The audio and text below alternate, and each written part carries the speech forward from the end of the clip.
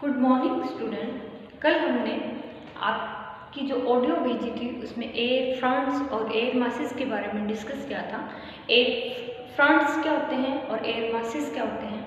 आज हम सबसे पहले डिफरेंट टाइप की जो वायु राशियाँ हैं उसके बारे में पढ़ेंगे। सेकंड जो अपना पार्ट रहेगा वो रहेगा फ्रंट्स के बारे में। तो सबसे पहले वायु राशि जान लेते हैं क्या होती है। वायु राशि क्या होती है वो मैंने आपको ऑडियो में करवा दिया था। डिफरेंट टाइप की कौन कौन सी वायु राशि होती हैं आज हम उसके बारे में डिस्कस करेंगे। ठीक है, सबसे पहले हम वायु राशियों के बारे में जान लेते हैं। जो वायु राशियाँ हैं मैंने इसको 4 पार्ट में बांट दिया है। कॉन्टिनेंटल पोलर, जैसे कॉन्टिनेंटल पोलर है, मैरीटाइम पोलर है, कॉन्टिनेंट ट्रॉपिकल है और मैरीटाइम ट्रॉपिकल है। ठीक है, कॉन्टिनेंटल पोलर एयर मास है उसको 2 पार्ट में बांट दिया। कॉन्टिनेंटल पोलर एयर मास है उसको 2 पार्ट में बांट दिया। सी पे क्या डिनोट कर रहा है? Continental polar. कॉन्टिनेंटल पोलर है continental polar cold air mass. फिर है continental polar warm air mass. W से क्या है? वार्म, के से क्या है? कोल्ड। ठीक है, अब इसमें भी क्या है? 2 पार्ट कर दिए मैंने। Continental polar cold stable, continental polar cold unstable.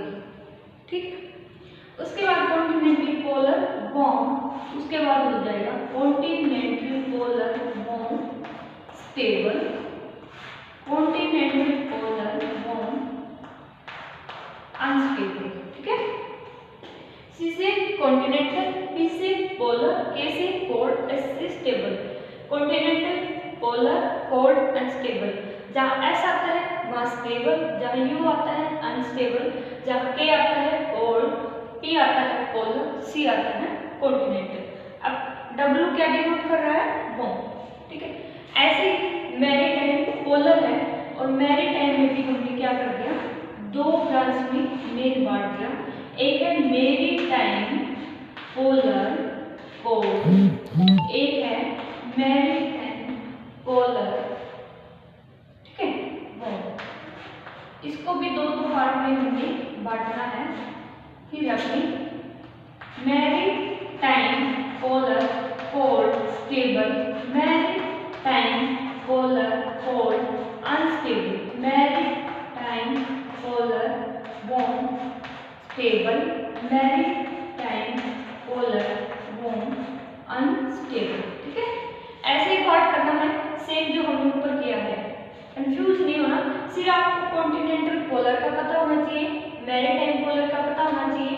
P से ध्रुवीय क्षेत्रों के बारे में बात कर रहे हैं। अब हम इक्वेटोरियल ट्रॉपिकल के बारे में बात करेंगे। ठीक है, मैरी कॉन्टिनेंटल ट्रॉपिकल में हम फिर से 2 श्रेणी में इसको बांट लेते हैं।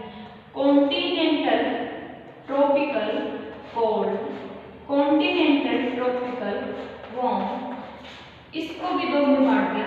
Continental tropical cold stable, continental tropical cold unstable. ठीक है, इसको भी 2 में।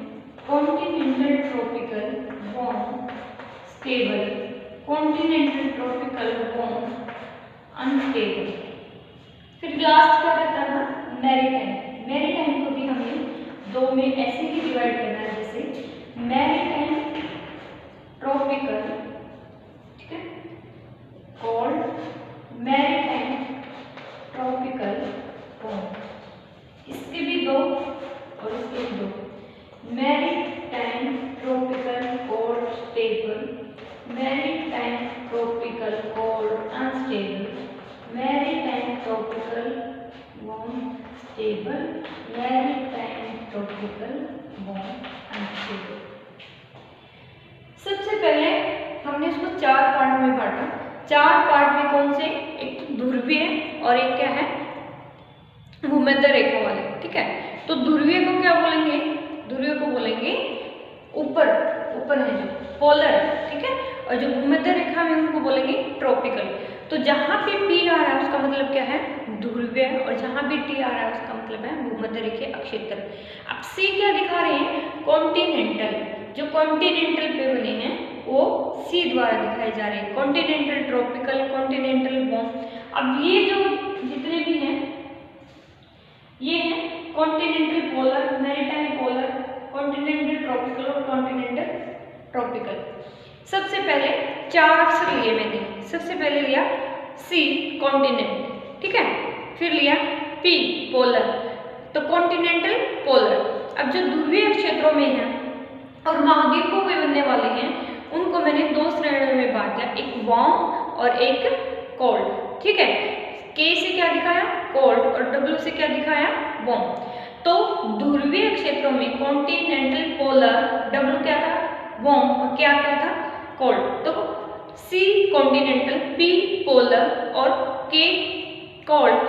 कोल्ड क्या है, स्टेबल भी है, अनस्टेबल भी है। तो के साथ एक जगह क्या लगा दिया, एस लगा दिया, और एक जगह क्या लगा दिया, यू लगा दिया, अनस्टेबल दिखा दिया, हो गया एक क्लियर। इसके बाद है कॉन्टिनेंटल पोलर के बाद है मैरीटाइम पोलर, जो कहाँ महासागरों में बनते हैं। एम से मैरीटाइम, पी से पोलर, तो महासागरीय पोलर क्षेत्र में बनने वाले, फिर से वही एक वार्म एक कोल्ड, तो एम और उसके साथ क्या लग गया, कोल्ड लग गया, और डब्ल्यू वार्म लग गया। तो वार्म के साथ 2 और स्टेबल, अनस्टेबल। ऐसे ही ध्रुवीय ट्रॉपिकल क्षेत्रों में बनने वाले कॉन्टिनेंटल, ट्रॉपिकल, सिर्फ ये वाला देखो, कॉन्टिनेंटल, ट्रॉपिकल। सी लिया मैंने, सी सिर्फ क्या है, कॉन्टिनेंट, टी क्या है, ट्रॉपिकल, ठीक है। महाद्वीपों पे, भूमध्य रेखीय क्षेत्रों में महाद्वीपों पे बनने वाले, टी कॉन्टिनेंटल, ट्रॉपिकल, के जो कोल्ड है, ठीक है। उष्णकटिबंधीय क्षेत्रों में जो ए कोल्ड है, कोल्ड के साथ एस लगा दिया एक बार जो स्टेबल है, यू लगा दिया जो अनस्टेबल है। उसके बाद कॉन्टिनेंटल, ट्रॉपिकल, वार्म जो गर्म है, गर्म के साथ S stable, unstable. Maritime, tropical, जो उष्णकटिबंधीय क्षेत्रों में समुद्री हैं उन पे मैरीटाइम, ट्रॉपिकल बोलेंगे वायुराशि। उस मैरीटाइम, ट्रॉपिकल के साथ के लगा दिया कोल्ड, डब्ल्यू लगा दिया गर्म। मैरीटाइम, ट्रॉपिकल, कोल्ड, स्टेबल है, यू और एस, और ऐसे यहाँ पे। कंफ्यूज बिल्कुल भी नहीं होना, ज़्यादा मुश्किल नहीं है ये, इसको आप 1-2 बार पढ़ोगे तो अच्छे से याद हो जाएगा, ठीक है। एक याद हो गया continental, polar, cold, air mass, और बाकी अपने आप याद हो जाएंगे, ठीक है। अब करते हैं फ्रंट ऑफ एयर मासेस के बारे में, ठीक है। फ्रंट ऑफ एयर मासेस यहाँ दिख रहा होगा, मैं भी कवर नोड़ा में दोबारा लिख देती हूँ, फ्रंट ऑफ और एयर मासेस के बारे में। तो हम यहाँ फ्रंट्स और एयर मासेस के बारे में बात करेंगे। सबसे पहले ये जान लेते हैं फ्रंट क्या होते हैं।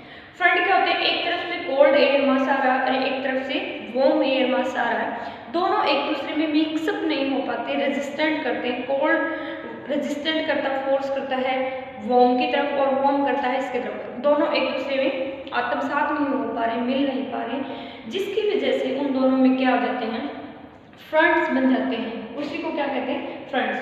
अब एक ने डेफिनेशन भी दी है कि गर्म वायु राशि और ठंडी वायु राशि के मिलन स्थल को ही वातागर कहते हैं। इसको कहते हैं वातागर, जब 2 वायु राशियों का जो मिलन स्थल है, ये कोई मिलन स्थल है ना, ये गैप है, यहाँ से एयर कोल्ड आ रही है, यहाँ से वार्म आ रही है, और एक दूसरे में मिक्सअप नहीं हो पा रही, क्योंकि दोनों का जो नेचर है वो डिफरेंट है। वार्म है वो गर्म है, और क्या है, मॉइस्ट है, आर्द्रता है। कोल्ड है वो ठंडी है और ड्राई है, तो एक दूसरे की क्वालिटीज मैच नहीं करती हैं, इसी वजह से इसमें क्या बनते हैं, फ्रंट्स बनते हैं। तो ठीक है, जान लेते हैं। सबसे पहले जान लेते हैं कि फ्रंट क्या होता है, पता लग गया, वातागर क्या होता है हमें पता लग गया। उसके बाद है इसकी क्या क्या क्वालिटीज हैं भाई वातागर की। वातागर की क्वालिटीज, ये बिल्कुल ऐसे नहीं चलते हैं, ऐसे नहीं चलते, सीधे रेखा में नहीं चलते हैं, ये एक लहरदार ऐसे ऐसे चलते हैं, लहरदार पथ में चलते हैं। दूसरी बात क्या है, इनमें वर्टिकल मूवमेंट भी होता है, ऐसा नहीं है अक्षैतिज ही चलते रहते हैं, ऊपर और नीचे इनमें मूवमेंट होता है, ठीक है। उसके बाद ये कोई पतली सी लाइन या रेखा नहीं है, 50 से 80 किलोमीटर तक इनकी चौड़ाई होती है, मतलब बहुत लंबे चौड़े होते हैं, कोई लाइन नहीं चलती, बड़ा एयर मास चलता है तो बहुत लंबे चौड़े होते हैं। उसके बाद क्या है, बहुत लंबे चौड़े होते हैं, वर्टिकल मूवमेंट होता है, लहरदार पथ होता है। अब इसमें हॉरिजॉन्टल और वर्टिकल दोनों ही मूवमेंट इसमें होती है। ठीक है, इसकी स्पीड क्या होती है 50 to 80 किलोमीटर पर आवर। तो 50 से 80 किलोमीटर पर आवर ये क्या करते हैं, चलते हैं। पता लगे इनके बारे में। पहले फ्रंट, होल्ड और वॉर्म एयर मास जहाँ पे मिलते हैं उनको वातावरण बोलते हैं, एक दूसरे में मिक्सअप नहीं हो पाते, लहरदार पथ में चलते हैं, इसके दिन चलते, कोई लाइन नहीं है ना, ये एक लंबे चौड़ा सिस्टम है, 50 से 80 किलोमीटर चौड़ाई है। दूसरी बात 50 से 80 किलोमीटर पर आवर इनकी स्पीड है। ओके, इसके बारे में जानिए। और वर्टिकल और हॉरिजॉन्टल दोनों मूवमेंट हो जाते हैं, इसको बोलते हैं वातावरण की ये कंडीशन थी। फिर है फ्रंटोजेनेसिस, में भी आपको दिख रहा होगा ये वाला है। ठीक है, वातावरण उत्पत्ति इसको बोलते हैं फ्रंटोजेनेसिस। वातावरण की उत्पत्ति कैसे होती है? अब वातावरण की उत्पत्ति किससे होगी? कोई भी, सबसे पहले ये बात है कि कोल्ड और वार्म एयर मास होना जरूरी है किसी भी वातावरण को बनने के लिए। तो वातावरण उत्पत्ति होती है कोल्ड और वार्म एयर मास के मिलने से। दूसरी कंडीशन क्या होती है? एक तो है कि वार्म एयर मास हो, ठीक है,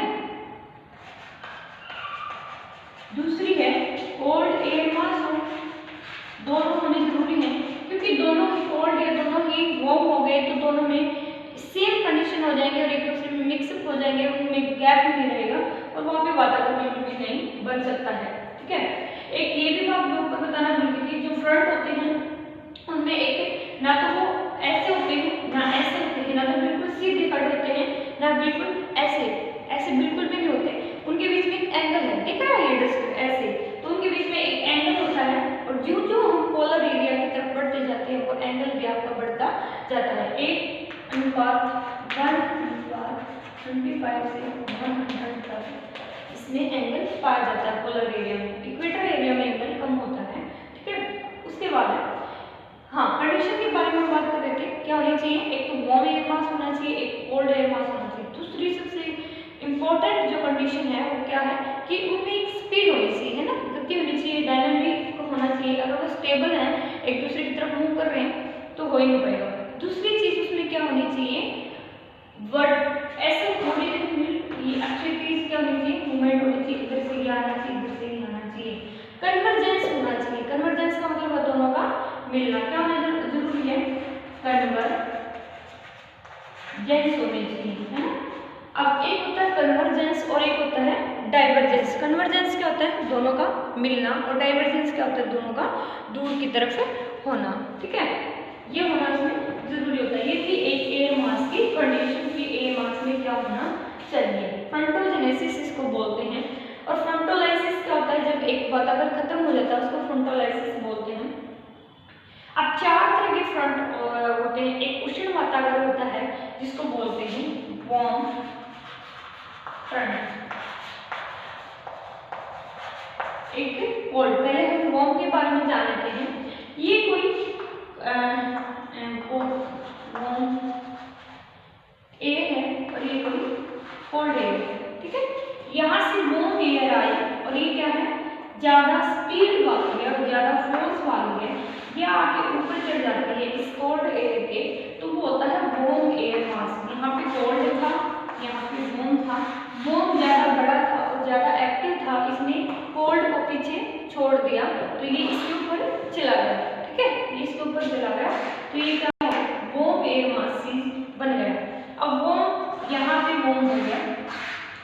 दो चीजें हैं, हम साथ में कर लेते हैं।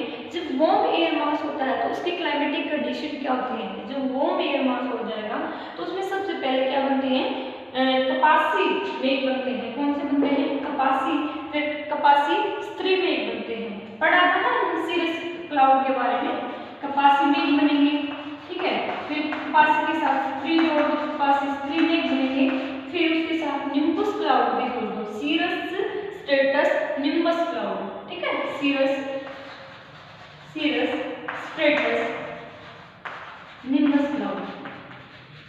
आपको याद हो तो मैंने बताया था कि जैसे नींबू को निचोड़ते हैं रस निकलता है, वैसे ही जो निम्बस क्लाउड है उनसे क्या होती है? रेनफॉल होती है। तो ये तीन चीजें लग जाते हैं, कोई वो आया, फ्रंट आया, आने के बाद वो ऊपर उठा, ऊपर उठने के बाद उसने मेघ बनाए, कौन से, कपासी, कपासी के बाद लेयर्स वाले मेघ बने स्ट्रेटस क्लाउड, स्ट्रेटस के बाद कौन से क्लाउड बने, निम्बस क्लाउड बने। ये कंडीशन किसमें थी, वार्म में। और वार्म किसको कहते हैं, जब उष्ण, जब कोई एयर मास आता है, एक्टिव होता है और कोल्ड के ऊपर चला जाता है। फिर है कोल्ड एयर मास।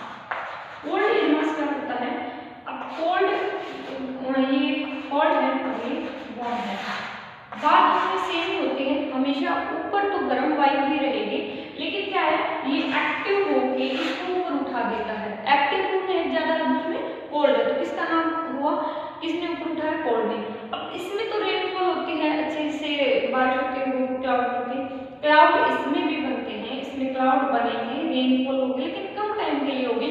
तड़ित झंडा वगैरह एकदम से क्लाइमेटिक कंडीशन खराब हो जाएंगी, तेज हवाएं चलने लगेगी, ऐसी कंडीशन बनती है कोल्ड एयर फ्रंट में। ठीक है, कोल्ड एयर फ्रंट क्या होता है, जब कोल्ड एयर फ्रंट ज्यादा डायनामिक होता है, गतिशील होता है, बड़ा होता है, तो वार्म एयर फ्रंट को वो अपने ऊपर उठा देता है, और ऊपर उठने के बाद जो क्लाउड बनते हैं वो एकदम से रेनफॉल करते हैं और तड़ित झंडा वगैरह उसमें होता है। ठीक है,